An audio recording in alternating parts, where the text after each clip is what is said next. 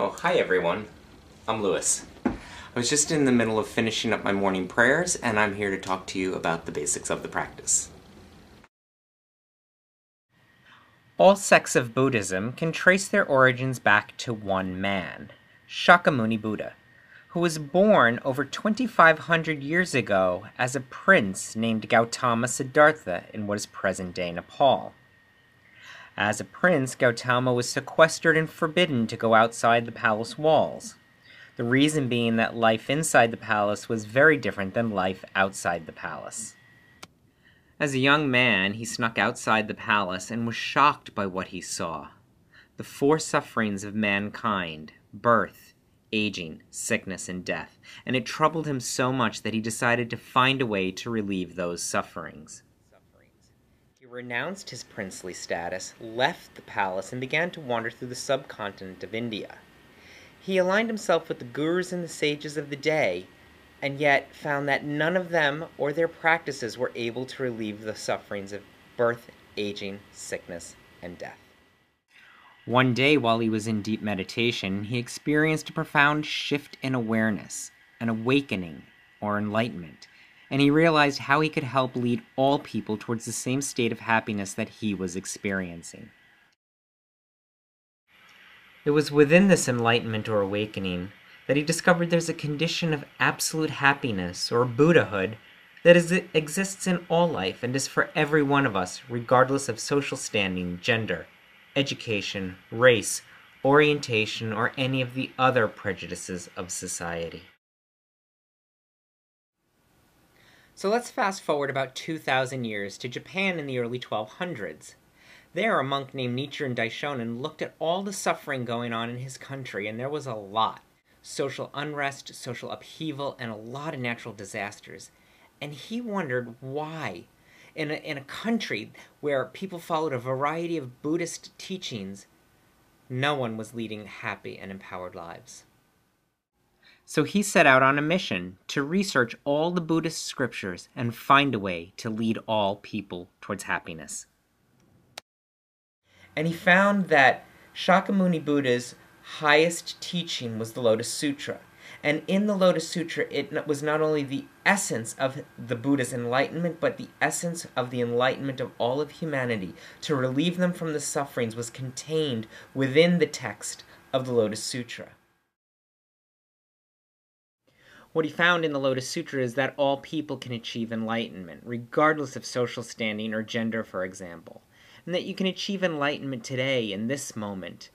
That within your life now, there is that state of Buddhahood just waiting to be awakened.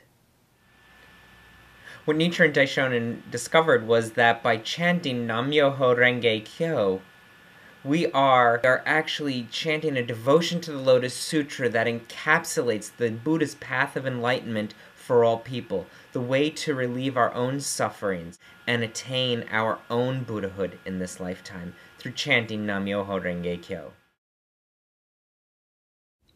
Nam means to freely dedicate oneself to the eternal truth of life and to manifest and reveal it from within your own life.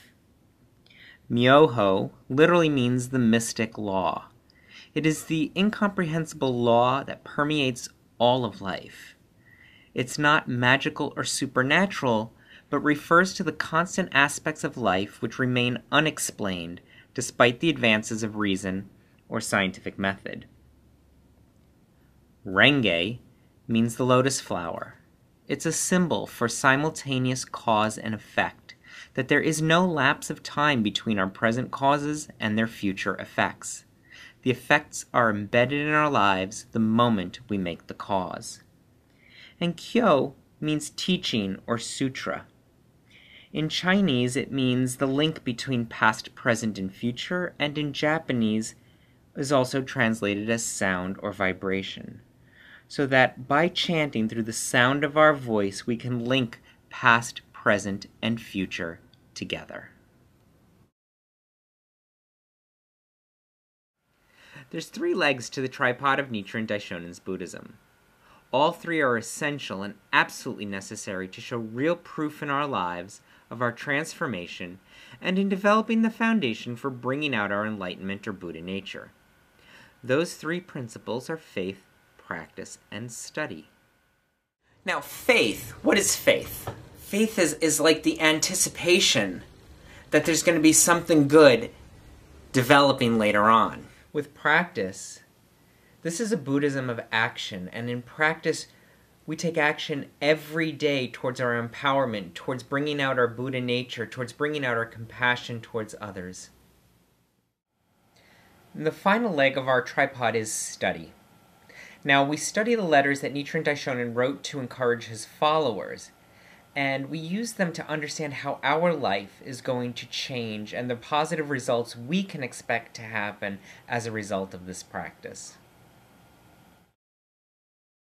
As this meeting began, you noticed that we were chanting facing a scroll. That scroll is called the Gohonzon. On that scroll, on the Gohonzon, are inscribed in Chinese characters all of the states of life that are present in any given moment. Here you can see all the states of life that are present in any given moment, and down the center are written the words Nam-myoho Renge Kyo. And what this says to me is that in any moment, within the center of any state of life I'm experiencing is my enlightenment, my awakening, my Buddhahood. And that awakening, that enlightenment, that Buddhahood can radiate out from every moment to illuminate any state and enlighten any state of life. As practitioners of Nichiren Daishonin's Buddhism, we're members of a lay Buddhist organization called the SGI, or Soka Gakkai International. And the Soka Gakkai International stands for the Society That Creates Value, and was founded by a man in the early 1900s who wanted to create value in society by promoting the ideas of compassion, peace, and empowerment for all individuals.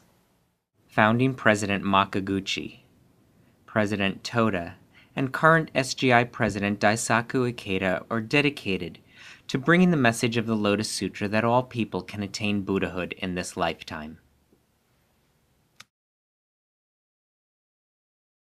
Now, I know I've been talking about our natural, our inherent state of Buddhahood, the part of us that's compassionate towards ourselves and others.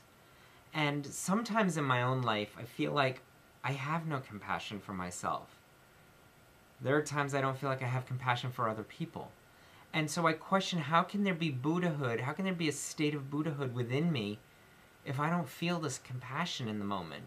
Is there something wrong with me? Am I broken in some way? Does it not exist for me? Then I have to go back to my faith, my practice, and my study, and remember that Buddhahood exists within every aspect of life, even in those moments where I don't feel so compassionate towards myself or towards others. There is an enlightened, awakened state within me, just waiting to emerge. And it's through my practice, through sitting in front of the Gohonzon, by chanting Nam-myoho Renge Kyo, it's like putting the key in the ignition and starting the engine of my Buddhahood. That key is my practice. And by chanting Nam-myoho Renge Kyo, that Buddhahood, that state of life naturally emerges from within me. And I do feel more compassionate towards myself. And when I feel more compassionate towards myself, there's more compassion towards other people. And I recognize that Buddhahood within myself, and when I recognize it within myself, I recognize it in others. All through chanting Nam-myoho Renge Kyo.